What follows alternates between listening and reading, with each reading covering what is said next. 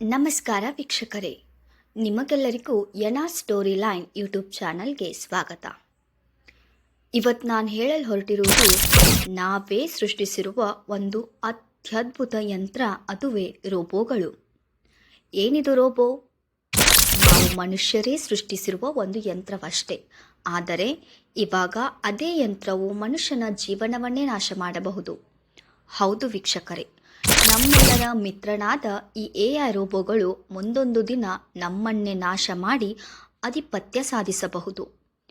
ಯಾಕಂದರೆ ಇವಾಗಲೇ ಅದೆಷ್ಟೋ ಕಂಪ್ನಿಗಳಲ್ಲಿ ಇದೇ ಮಾನವ ನಿರ್ಮಿತ ರೋಬೋಗಳೇ ರಾರಾಜಿಸುತ್ತಿದ್ದಾವೆ. ಅಸಲಿಗೆ ಈ ರೋಬೋಗಳು ಹೇಗೆ ಹುಟ್ಟುಕೊಂಡವು? ಸುಮಾರು 1920ರ ದಶಕದಲ್ಲಿ ರೋಬೋಟ್ ಪದವು ಹುಟ್ಟಿದ್ದು ಚೆಕ್ ಗಣರಾಜ್ಯದ ರಂಗಭೂಮಿ ಎನ್ನುವ ಒಂದು ನಾಟಕದಲ್ಲಿ. ಅವರ ನಾಟಕದಲ್ಲಿ ರೋಬೋಟ್ಗಳು ಮನುಷ್ಯರಾಗಿ ಕಷ್ಟದ ಕೆಲಸಗಳನ್ನು ಮಾಡುತ್ತಿದ್ದವು. ಅದೇ ರೀತಿ 1950ರ ದಶಕದಲ್ಲಿ ಜಪಾನ್ನ ವಿಜ್ಞಾನಿಗಳು ವಾಬೋಟ್ 1 ರೋಬೋಟನ್ನು ತಯಾರಿಸಿದರು. ಇದರ ವಿಶೇಷತೆ ಏನೆಂದರೆ ಇದು ಮಾನವನಂತೆ ನಡೆಯುತ್ತಿತ್ತು, ಮಾತನಾಡುತ್ತಿತ್ತು. ಇದುವೇ ವಿಜ್ಞಾನಿಗಳ ಮೊದಲ ರೋಬೋ ಸಂಶೋಧನೆಯಾಗಿತ್ತು. 1956ರಲ್ಲಿ ಕೃತಕ ಬುದ್ಧಿಮತ್ತೆ ಅಂದರೆ AI ಪದವನ್ನು ಡಾರ್ಟ್ ಮೌತ್ ಎಂಬ ಕಾನ್ಫರೆನ್ಸ್ನಲ್ಲಿ ರಚಿಸಲಾಯಿತು. 1966ರಲ್ಲಿ MIT ಎಲಿಸಾ ಎಂಬ ಮೊದಲ ಚಾಟ್ಬೋಟ್ ಅನ್ನು ರಚಿಸಲಾಯಿತು. ಇದು ಮಾನವನ ಮನಸ್ಸನ್ನು ಗುರುತಿಸಬಲ್ಲ ಚಾಟ್ಬೋಟ್ ಆಗಿತ್ತು. 1997ರಲ್ಲಿ ಅಮೆರಿಕದ IBM ಕಂಪನಿಯು deep blue robo chess champion ಆದಂತಹ ಗ್ಯಾರಿ ಕ್ಯಾಸ್ಪರೋವ್ನನ್ನು ಸೋಲಿಸಿತು.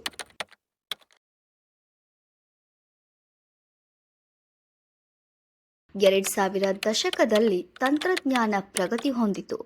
ಕಂಪ್ಯೂಟರ್ಗಳು ಶಕ್ತಿಶಾಲಿಯಾದವು, ರೋಬೋಟ್ಗಳು ಹೆಚ್ಚು ಸ್ಮಾರ್ಟ್ ಆದವು. ನಾಸಾ ವಾಲ್ಕಿ ರೋಬೋಟನ್ನು ಮಂಗಳ ಗ್ರಹಕ್ಕೆ ಕಳುಹಿಸಿತು.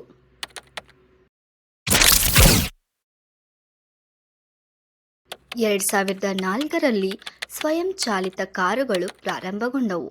ಅಮೆರಿಕಾದ ಡಾರ್ಪಾ ಸಂಸ್ಥೆ ಸ್ವಯಂಚಾಲಿತ ಕಾರುಗಳ ರೇಸ್ ನಡೆಸಿತು. ಬಹುತೇಕ ಕಾರುಗಳು ಮೊದಲ ಮೈಲಿಯಲ್ಲೇ ಡಿಕ್ಕಿ ಹೊಡೆದು ನಾಶವಾದವು.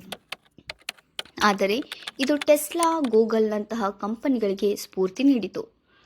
2011ರಲ್ಲಿ ಅಮೆರಿಕದ ಪ್ರತಿಷ್ಠಿತ ಕಂಪನಿಗಳಲ್ಲಿ ಒಂದಾದ ಆಪಲ್ ಕಂಪನಿಯು ಸಿರಿ ಎಂಬ AI ವಾಯ್ಸ್ ಅಸಿಸ್ಟೆಂಟ್ ಅನ್ನು ಬಿಡುಗಡೆ ಮಾಡಿತು.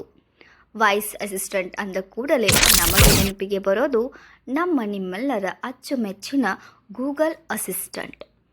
ಹೀಗೆ ಅನೇಕ ಕಂಪನಿಗಳು ಅವರ AI ಅಸಿಸ್ಟೆಂಟ್ ಅನ್ನು ಬಿಡುಗಡೆ ಮಾಡಿದವು. ಇನ್ನು 2022ಕ್ಕೆ ಬಂದರೆ ನಮ್ಮೆಲ್ಲರ ಮಿತ್ರನಾದ ChatGPT ಬಿಡುಗಡೆಯಾಯಿತು. ನಿಜಕ್ಕೂ ಇದು AIನ ಹೊಸ ಕ್ರಾಂತಿ ಎಂದರೂ ತಪ್ಪಾಗಲ್ಲ. ಏನಿದು ChatGPT? ಇದು ಒಂದು ಚಾಟ್ಬಾಟ್. ನಾವು ಇದರ ಜೊತೆ ಸ್ನೇಹಿತನಾಗಿ ಮಾತನಾಡಬಹುದು. ಅದಕ್ಕೆ ಮೊದಲೇ ಹೇಳಿದೆ, ಇದು ನಮ್ಮ ಮಿತ್ರ ಅಂತ.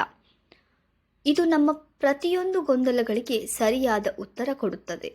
ಕೆಲವೊಮ್ಮೆ ನಮ್ಮ ಭಾವನೆಗಳಿಗೆ ಸ್ಪಂದನೆ ಕೂಡ ನೀಡುತ್ತದೆ. ಆದರೆ ನೆನಪಿರಲಿ, ಇದನ್ನು ಸೃಷ್ಟಿಸಿದ್ದು ನಾವೇ. ಹಾಗೆ 2023ರಲ್ಲಿ ಎಲಾನ್ ಮಸ್ಕ್ ಸ್ಥಾಪಿಸಿದ ಟೆಸ್ಲಾ ಕಂಪನಿಯು ಆಪ್ಟಿಮಸ್ ಎಂಬ ರೋಬೋಟನ್ನು ಪ್ರದರ್ಶಿಸಿತು. ಇದು ಮಾನವರಂತೆ ಕೆಲಸ ಮಾಡುವ ವಿಶೇಷ ಸಾಮರ್ಥ್ಯ ಹೊಂದಿದೆ.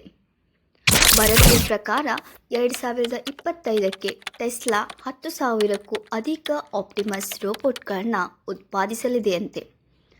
ಇನ್ನು ಭವಿಷ್ಯದ 2030ರಲ್ಲಿ ನಮ್ಮ ನೀತಿ ಆಯೋಗದ ಅಂದಾಜಿನ ಪ್ರಕಾರ ವಿಶ್ವದ 30% ಉದ್ಯೋಗಗಳು AI ರೋಬೋಟ್ಗಳಿಂದ ಪ್ರಭಾವಿತವಾಗಬಹುದು.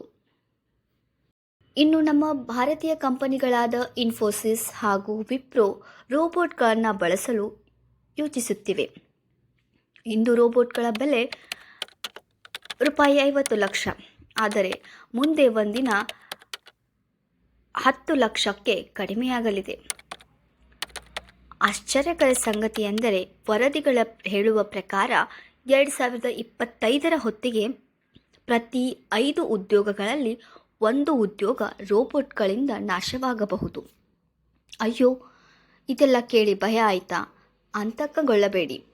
ನೆನಪಿರಲಿ, ಅವುಗಳು ಎಷ್ಟೇ ಮುಂದುವರಿದರೂ ಅದನ್ನು ಸೃಷ್ಟಿಸಿದ್ದು ನಾವೇ. ಕೆಲವೊಂದು ಕೆಲಸಗಳು ಮಾನವನಿಂದ ಮಾತ್ರ ಸಾಧ್ಯ. ಅವುಗಳು ಯಾವೆಂದರೆ AI ಸುರಕ್ಷಿತ ಕೌಶಲ್ಯಗಳನ್ನು ಕಲಿಯಿರಿ. ಪೈಥಾನ್, AI ಪ್ರೋಗ್ರಾಮಿಂಗ್, ಬೆಂಗಳೂರಿನ MTL, IITsನಲ್ಲಿ ಉಚಿತ ಆನ್ಲೈನ್ ಕೋರ್ಸ್ಗಳನ್ನು ಪಡೆಯಿರಿ.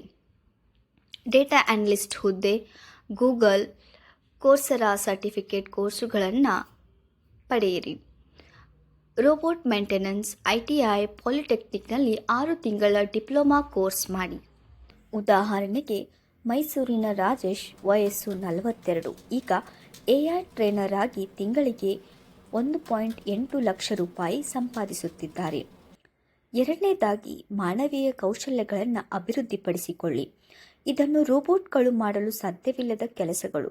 ಸೃಜನಾತ್ಮಕ ಬರವಣಿಗೆ, ಕಾಪಿ ರೈಟಿಂಗ್, ಕಥೆಗಳು, ಭಾವನಾತ್ಮಕ ಸಲಹೆ, ಮನೋವೈದ್ಯರು, ಕೌನ್ಸಿಲರ್ಗಳು, ಕಲೆ ಮತ್ತು ಹಸ್ತಕಲಾ ವಸ್ತುಗಳು, ಹಸ್ತಚಾಲಿತ ಕುಶಲ ಕೆಲಸ. ಮೇಲಿನ ಎಲ್ಲವನ್ನು AI ಮಾಡಬಹುದು, ಆದರೆ ಅದಕ್ಕೆ ಮಾನವನ ಸಹಾಯ ಬೇಕು.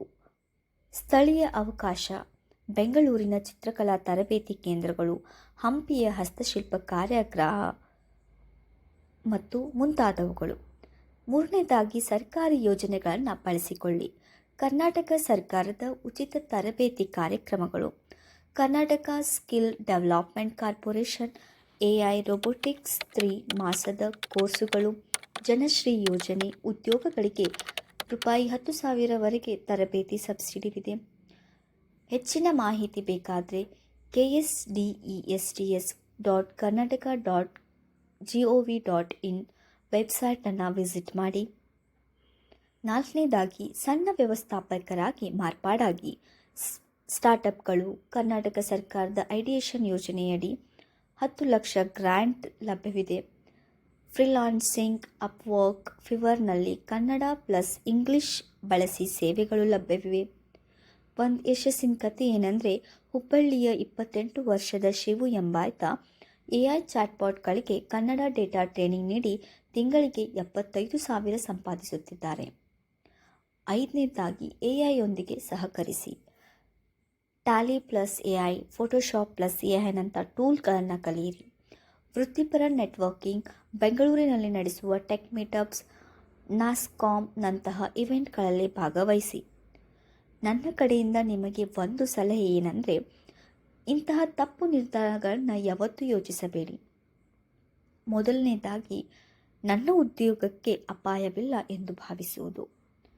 ಎರಡನೇದು, ಹೊಸ ಕೌಶಲ್ಯಗಳನ್ನು ಕಲಿಯಲು ವಯಸ್ಸಾಗಿದೆ ಎಂದು ಹಿಂಜರಿಯುವುದು. ಮೂರನೇದಾಗಿ, ಸರ್ಕಾರಿ ಸಹಾಯವನ್ನು ಪಡೆದೇ ಇರುವುದು. ನಿಮಗೆ ಕೊನೆಯ ಮಾತು ಹೇಳುವುದೇನೆಂದರೆ, AI ನಿಮ್ಮ ಉದ್ಯೋಗವನ್ನು ತೆಗೆದುಕೊಳ್ಳುತ್ತದೆ ಅಥವಾ ನಿಮ್ಮ ಸಹಾಯಕನಾಗುತ್ತದೆ, ಆಯ್ಕೆ ನಿಮ್ಮದು. ಇಂದಿನಿಂದಲೇ ಈ ಕ್ರಿಯೆಗಳನ್ನು ಪ್ರಾರಂಭಿಸಿ. ಈ ವಿಡಿಯೋ ನಿಮಗೆ ಪ್ರೇರೇಪಿಸಿದ್ದರೆ ಇಂದೇ ಈ ಕೆಲಸಗಳನ್ನು ಮಾಡಿ. ಮೊದಲನೇದಾಗಿ, ಈ ವಾರ ಒಂದು ಆನ್ಲೈನ್ ಕೋರ್ಸ್ಗೆ ನೋಂದಾಯಿಸಿ. ಎರಡನೇದಾಗಿ, ಸರ್ಕಾರಿ ತರಬೇತಿ ಕೇಂದ್ರವನ್ನು ಭೇಟಿ ಮಾಡಿ. ಮೂರನೇದಾಗಿ, ಈ ವಿಡಿಯೋವನ್ನು ನಿಮ್ಮ ಸ್ನೇಹಿತರೊಂದಿಗೆ ಶೇರ್ ಮಾಡಿ. ನಾಲ್ಕನೇದಾಗಿ, ಇನ್ನೂ ಇದೇ ರೀತಿ ಪ್ರೇರೇಪಿತ ವಿಡಿಯೋಗಳನ್ನು ವೀಕ್ಷಿಸಲು ನಮ್ಮ ಯೂಟ್ಯೂಬ್ ಚಾನಲನ್ನು ಸಬ್ಸ್ಕ್ರೈಬ್ ಮಾಡಿ. ಕೊನೆಯದಾಗಿ, ನಿಮ್ಮ ಅನಿಸಿಕೆಗಳನ್ನು ಕಮೆಂಟ್ನಲ್ಲಿ ತಿಳಿಸಿ. ಮತ್ತೆ ಭೇಟಿಯಾಗೋಣ ಮುಂದಿನ ವಿಡಿಯೋದಲ್ಲಿ. ಧನ್ಯವಾದಗಳು.